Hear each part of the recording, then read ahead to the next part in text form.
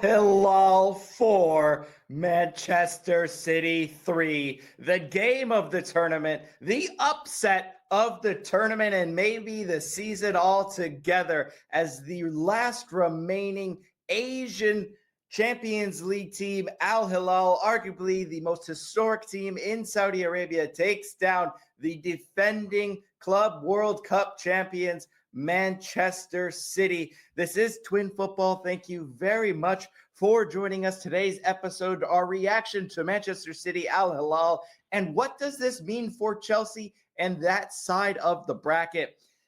Yesterday, the Club World Cup had two matches, Inter Milan versus Fluminense and Al Hilal, Manchester City in Orlando, and it was a day for Brazilians. We've said it all tournament long. It has been the South American tournament, particularly the Brazilian tournament. Flamengo, Fluminense, Palmeiras, all of these great wins. Botafogo, great wins and great progression through the tournament.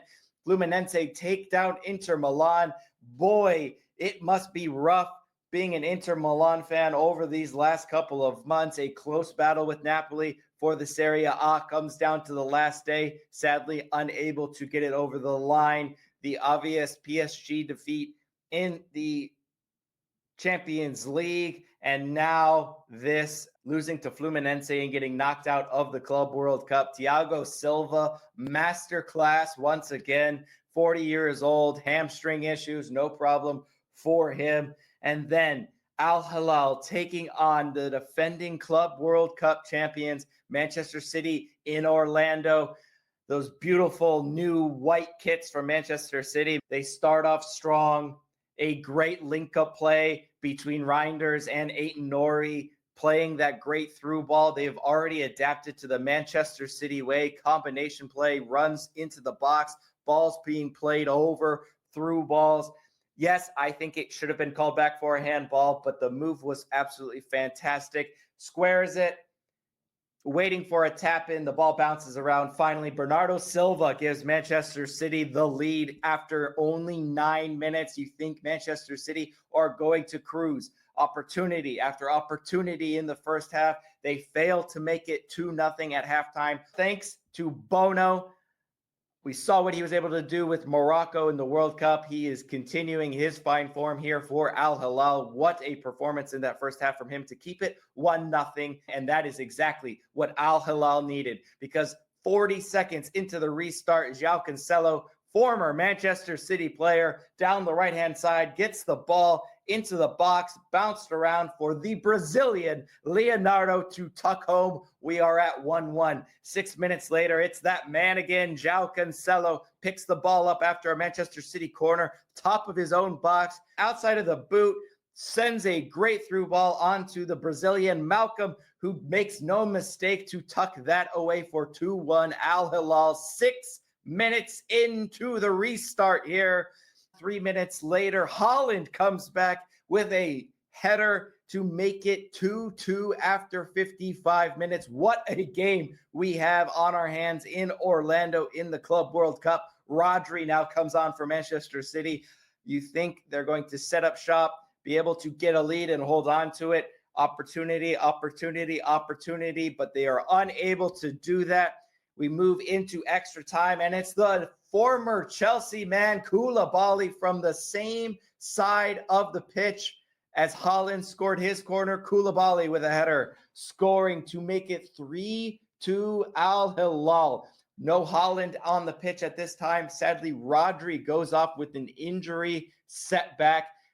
Definitely what no one wants to see as a Premier League or a football fan. Rodri going off with another injury. Hopefully he has time to recover for the Premier League season. So who's going to step up for Manchester City? No Haaland, no Rodri. Well, it's the other Manchester City signing. We already saw Reinders and Aït-Nouri chip in here, but now it's Shirky's time with the pass of the tournament, back post to find Phil Foden's left boot, tucks it home nice and easy to make it 3-3 in this one in extra time. But we said it was the day of the Brazilian teams and the Brazilian players, And Leonardo, that man again, gets the first goal and gets the fourth goal in the 112th minute after a Milinkovic-Savic header is saved by Ederson, and he gets to tuck it home. Al Hilal advancing to the quarterfinals of the Club World Cup and knocking defending champion Manchester City out. What a day in the Club World Cup. Now, Manchester City, I must say, they were looking back to their best. These new players have already come into the system. They fit the part.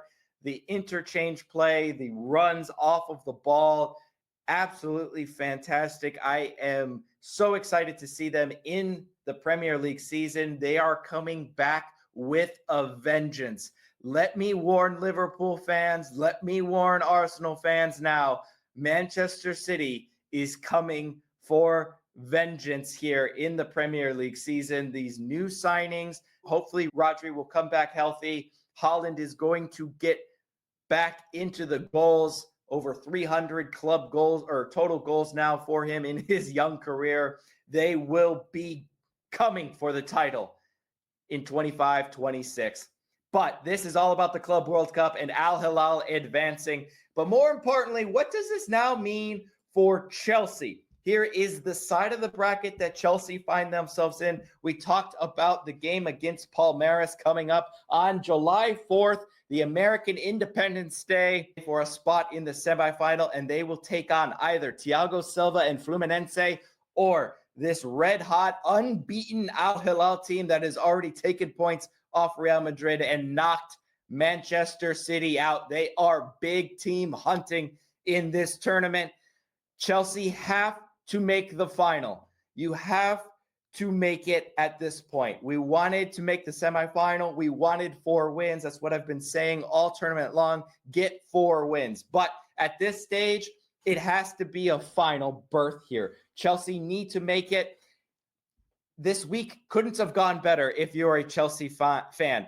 Gittins over the line. Jao Pedro not only over the line, but registered for the game because he signed before July 3rd, the Club World Cup deadline day, to add players to the roster. If you have the availability, you can add 2 players if they signed before July 3rd. Jao Pedro, quick, done, in a hurry, deal over the line in America, medical complete. Jao Pedro will be a part of the squad on Friday versus Palmeiras, and it couldn't come at a better time with Caicedo out on a yellow card accumulation. We will most likely be bringing Enzo Fernandez back into the midfield too, alongside Lavia. That frees up 4 positions ahead of him, and that left-hand side is looking great for Jao Pedro if you want to put Delap up through the middle, or if you just want to see what Jao Pedro has, depending on his fitness level, you can just play him straight up top, or even maybe even in that 10 role. We'll see. He's such a versatile player on the ball, passing, making runs. I am so excited to see him join this attack, but it has to be Chelsea in the final of the Club World Cup. I can't wait to watch this. What a game. What an upset. And remember, enjoy the football.